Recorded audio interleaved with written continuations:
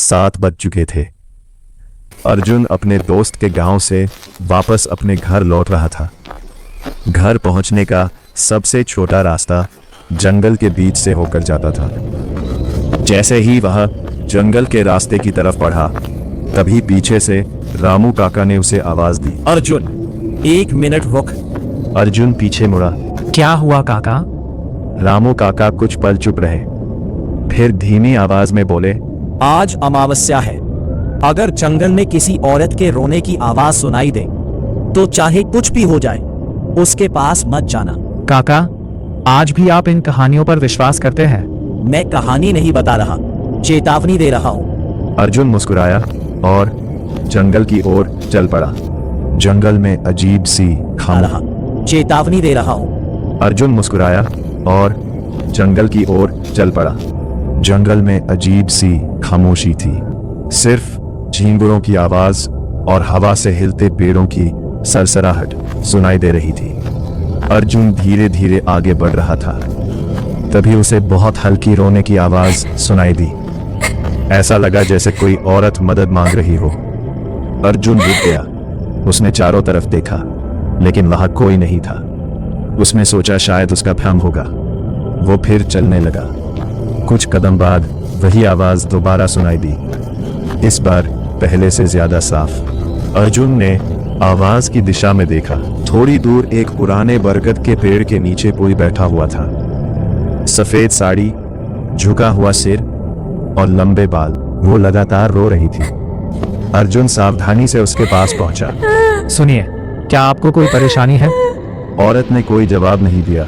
आप यहाँ अकेली क्या कर रही हैं? कुछ सेकंड तक सन्नाटा रहा, फिर बिना सिर उठाए उसने धीरे से कहा, मेरा बच्चा खो गया है। अर्जुन को उस पर दया आ गई। औरत ने पहली बार मुस्कुराना शुरू किया, लेकिन उसने अब भी अपना चेहरा नहीं दिखाया। औरत धीरे धीरे उठी। वह बिना पीछे देखे जंगल के अंदर चलने लगी।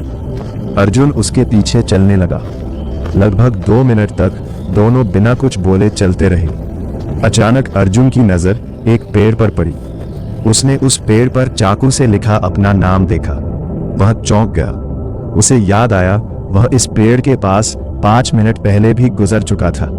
मतलब वह गोल गोल घूम रहा था। उसके कदम रुक गए। औरत धीरे धीरे रुक गई, लेकिन उसने पीछे मुड़कर नहीं देखा। जंगल में अचानक हवा तेज चलने लगी। पेड़ों की टहनियां जोर जोर से हिलने लगी। औरत ने बहुत धीरे धीरे अपना सिर घुमाया।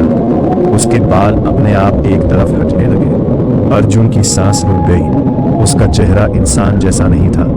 आंखें पूरी तरह काली थी।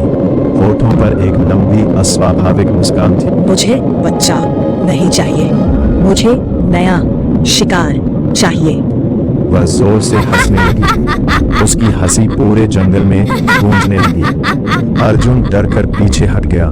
अर्जुन ने भागने की कोशिश की, लेकिन जितनी तेज वो चलता, उतनी ही पास चुड़ैल की आवाज सुनाई देती। तभी उसे रामू काका की बात याद आई। अगर उसकी आवाज सुनो तो पीछे मत देखना। अर्जुन ने आंखें बंद की, भगवान का नाम लिया और बिना पीछे देखे लगातार आगे चलता रहा। कुछ देर बाद जंगल की आवाजें बिल्कुल शांत हो गईं। जब उसने आंखें खोली, वो जंगल से बाहर था। अगली सुबह अर्जुन ने पूरी घटना रामू काका को बताई। रामू काका उसे गांव के पुराने मंदिर ले गए। वहां एक टूटी हुई पत्थर की पट्टी रखी थी। उस पर लिखा था, इस जंगल में 3 साल पहले एक औरत अपने बच्चे सोचते मर गई थी। कहते हैं अब वो हर अमावस्या की रात किसी न किसी को अपने साथ ले जाने की कोशिश करती है। अर्जुन घर पहुंचकर सीधे अपने कमरे में गया। उसने राहत की सांस ली और पानी पीने के लिए आईने के सामने खड़ा हुआ। आईने में अर्जुन अकेला नहीं था। उसके ठीक पीछे वही सफेद साड़ी वाली औरत खड़ी थी। अर्जुन घबराकर पीछे मुड़ा, लेकिन कमरा खाली था। जब उसने दोबारा आईने में देखा, अब वहां सिर्फ चुड़ैल मुस्कुरा रही थी।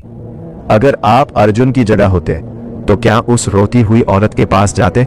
अपना जवाब नीचे कमेंट में जरूर लिखिए। और अगर आप अगली हॉरर स्टोरी देखना चाहते हैं तो लाइक और सब्सक्राइब करना मत भूलिए।